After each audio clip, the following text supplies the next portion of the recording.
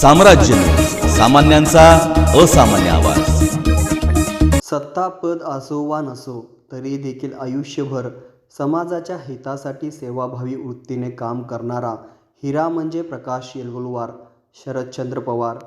माजी आमदार प्रकाश येलगुलवार यांच्या 75व्या अमृत महोत्सव निमित्त राष्ट्रवादी काँग्रेस पक्षाचे अध्यक्ष शरद पवार यांच्या शुभ हस्ते माजी केंद्रीय गृहमंत्री सुशीलकुमार शिंदे, काँग्रेस वर्किंग कमिटी सदस्या आमदार प्रणिती शिंदे, माजी मंत्री सिद्धाराम म्हात्रे, शहराध्यक्ष चेतन नरोटे, इतर मान्यवर आणि हजारो मित्र परिवाराच्या उपस्थितीमध्ये हुतात्मा स्मृती मंदिर येथे हजारो मित्र परिवाराचा संपन्न झाला।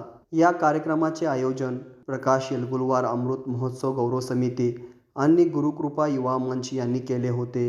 कार्यक्रमाचे प्रास्ताविक स्वागताध्यक्ष देवेंद्र भंडारे, सूत्रसंचालन मंजुषा गाडगीळ यांनी केले, तर उपस्थितांचे आभार माजी नगरसेवक मनोज येलगुलवार यांनी मानले। कधी काही या जिल्ह्याचा फायदा पडतो आणि त्याच्या यादी महाराष्ट्र काँग्रेस पक्षाचा सरचिटणीस असताना आम्हा लोकांना त्यावेळेचे प्रांताध्यक्ष वसंतराव पाटील यांनी जिल्हे जिल्ह्याचं वाचून की त्याच्या जिल्ह्यामध्ये काम केलं माझ्याकडे सोलापूर होतं आणि त्यावेळेला मी सोलापूर हा फार त्या काळापासून जळून झाला। महाराष्ट्रामध्ये जिल्हे अनेक आहेत, तर गांधी नेहरूंची विचारधारा स्वीकारलेली आहे आणि अखंड काँग्रेसच्या भूमिकेशी गांधीचे ठेवलेले जे जिल्हे आहेत त्याच्यामध्ये सोलापूरचा हा उल्लेख हा निर्णय घेतला आहे। स्वातंत्र्याच्या चळवळीमध्ये पुढाकार,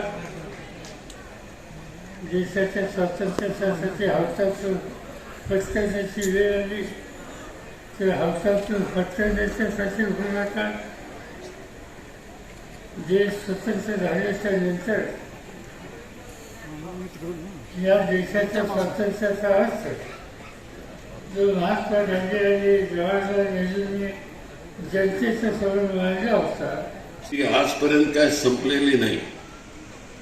केवळ एक आपल्याच पक्षात बघतात असं नाही, दुसऱ्या पक्षात देखील कोण कार्यकर्ता चांगला आहे, कोण चांगलं भाषण करतो, कोण टिप्पणी बरोबर करतो, याचा ते नेहमी शोध घेत असतात।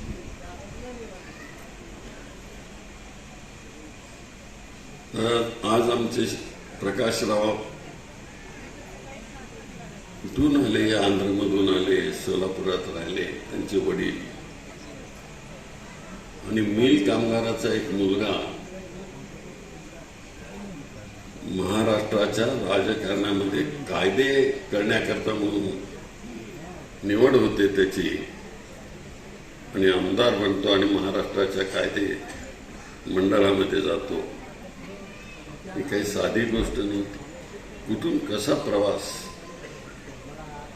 आणि त्या काळामध्ये कधी अंधशाळा, कधी मूकबधिरांची शाळा, तर हे नाही रे लोकांचं काम नेहमी करत गेले। आहेरेवाल्यांची कधी चिंता केली नाही।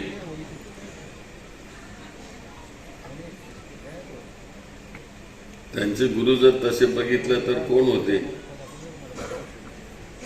अप्पासाहेब ब्रह्मनाळकर, कमळे गुरुजी, हे तडीतापडी लोक होते, दुसरे कोणी नव्हते।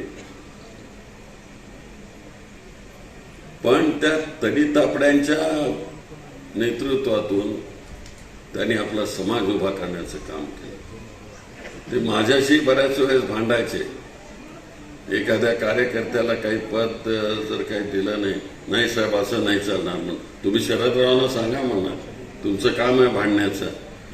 त्यांनी मला असं जोर दिल्यामुळे मी शरदरावांशी भांडत होतो। तर असा प्रकाशरावांचा स्वभाव, कामाला लावण्याचा स्वभाव। आज ही 75 वर्ष झाले, पण नाट्य संमेलनाचं काम किती करावं त्यांनी।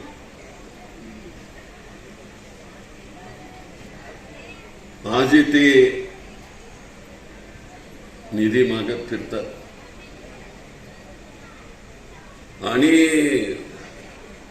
ज्यांनी ह्या नाट्यकलेची शिकवण दिली त्या पद्माकर देव यांची आठवण ठेवावी म्हणून त्यांनी त्यांच्याकरता वास्तू उभी केली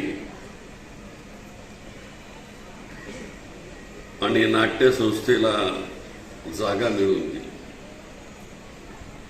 आणि आज त्या वास्तूमध्ये स्वतःची वास्तू तिथे उभी राहिली.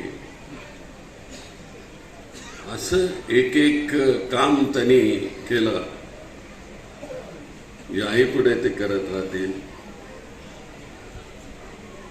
प्रकाशजी, सौभाग्यवती प्रकाशजी, एकमेकांना साथ देत तुम्ही इथपर्यंत आलात. परमेश्वराने तुम्हाला उदंड आयुष्य द्यावं आणि तुम्ही दोघांनीही आम्हा सोलापूरकरांना एक नवीन अशा प्रकारचं नेतृत्व देण्याची भूमिका करावी अशी परमेश्वराच्याकडे प्रार्थना करतो. आणि 100व्या वर्षी देखील आम्ही नसलो तसे पवार साहेब असतील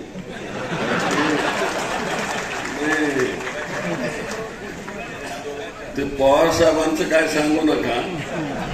ते नाही मी नाही म्हणून आता इथपर्यंत आले. अजून चालता येत नाही म्हणतो, आधार द्यावा लागतो की काय म्हणतो, पण ते झिडकारून देतात. काल किती सभा झाल्या, आम्ही सगळे थकलो पण हे थकले नाही. त्यांच्यामध्ये समाजसेवेची जी रग आहे, समाजसेवा करण्याची जी रग आहे त्याला कधीही पूर्ण विराम ते देत नाहीत आणि त्यांच्या आयुष्यामध्ये परमेश्वराने न देण्याची बुद्धी चालवावी अशाही प्रकारची प्रार्थना करतो. आपण इथं माझ्या मित्राच्या करता तुम्ही आलात शरदरावजी, तुम्हालाही मनापासून मी धन्यवाद देतो. जय हिंद, जय